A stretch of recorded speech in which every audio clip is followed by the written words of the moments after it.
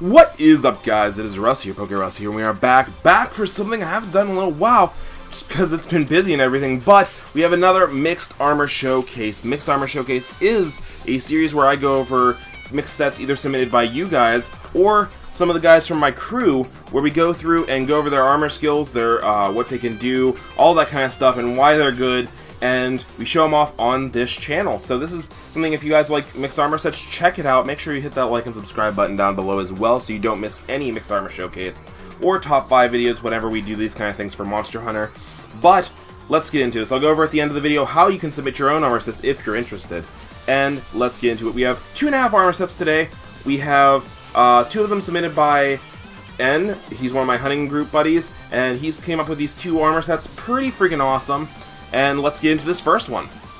So, first one we have is the Nerg Light Bowgun. So, this is pretty awesome. First we're using, he uses a different bowgun, but I hadn't picked this one up yet. So I got one with roughly the same stats. They're both relic weapons from Katie. We're going to turn around and show off this pretty little golden gun. I'm using the Teroth Blitz spread.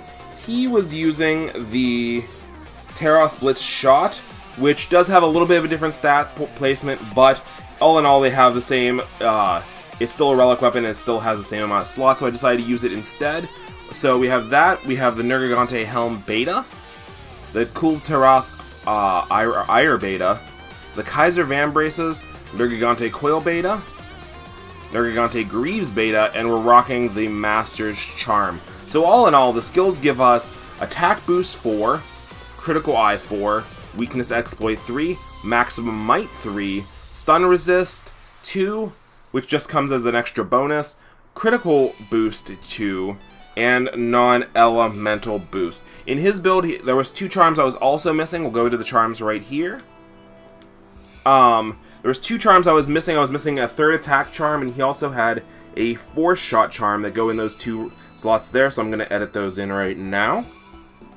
Okay. So we have, in the gun, we have the Non-Elementalist Jewel, which boosts non-elemental weapons by a whopping huge percent. It's just so good. It's like one of the, there's 2 things in this game that are really huge, and it's non-elemental and affinity. It's too easy to get affinity in this game, so running without affinity pretty much just says, I don't know. But in the head, we have 2 attack jewels. We'd have the 3rd one down here in the Kaiser Vambraces. We have in the Cool Teroth Ire, we have the 4th shot jewel and the expert jewel. In the coil, we have the critical jewel 2, and in the feet we have the tenderizer jewel with that little master's charm, which gives us more critical eye.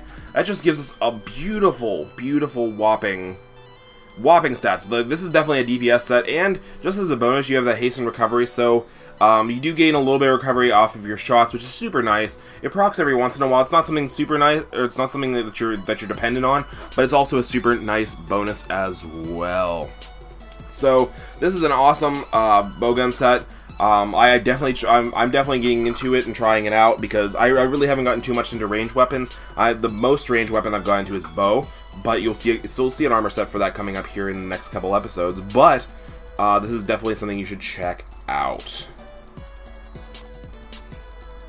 Next on our list, you'll see the Critical Element Insect Glaive set. The Critical Element Insect Glaive set. I'd show you what mine looks like, but I've gotten 0 Cool Teroth gems, so I cannot make any of the pieces that need free element or any of that kind of stuff. So I'm kind of boned. I've been literally grinding on this Cool Teroth for the past week plus, and have gotten 0 gems. Pretty insane. I've gotten most of the relic weapons, but I'm still missing out on those gems. So let's go over the set. The set should be on the screen right now.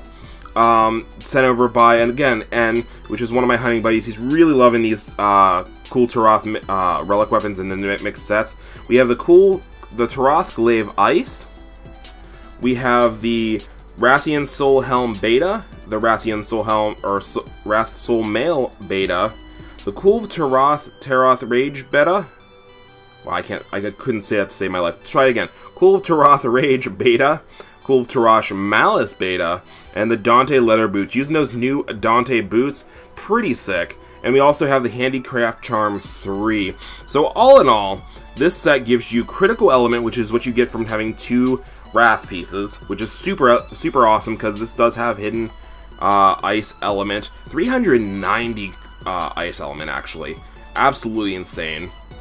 It has attack boost 4, handicraft 4, free element 3, which unlocks all free element all the time, weakness exploit 3, maximum might 3, ice attack 2, and critical boost 1 and power prolonger 1. So that ice attack I just told you was getting boosted by that ice attack, but still really freaking nice. With that handicraft, you do get pushed up to white sharpness.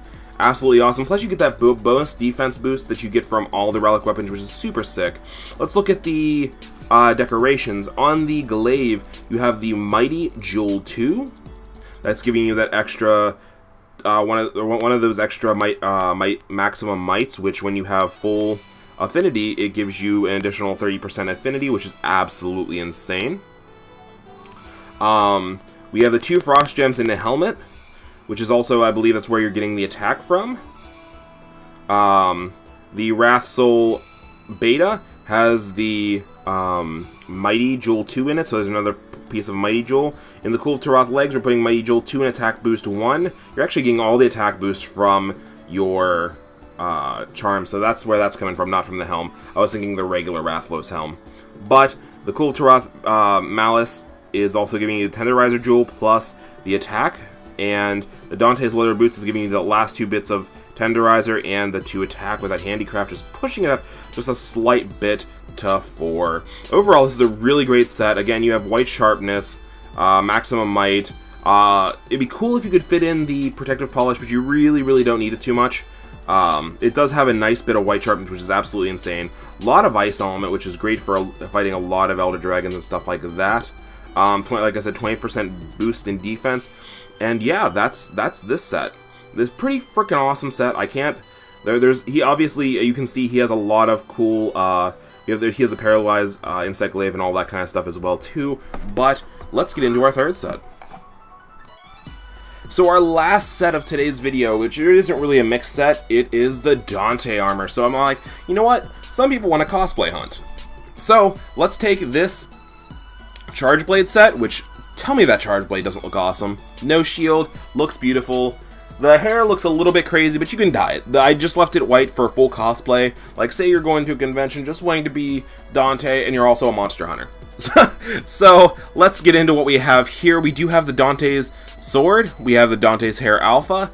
Dante's coat alpha. Dante's gloves, belt, and leather boots. Those are some long leather boots. But overall, it does have a little bit of thunder element. We do have that boosted just a little bit. The sharpness only goes to blue, so handicraft is not needed for this set. We have the attack gem, so that's why we're using that instead of the handicraft, because even if you push it higher, it only goes to blue.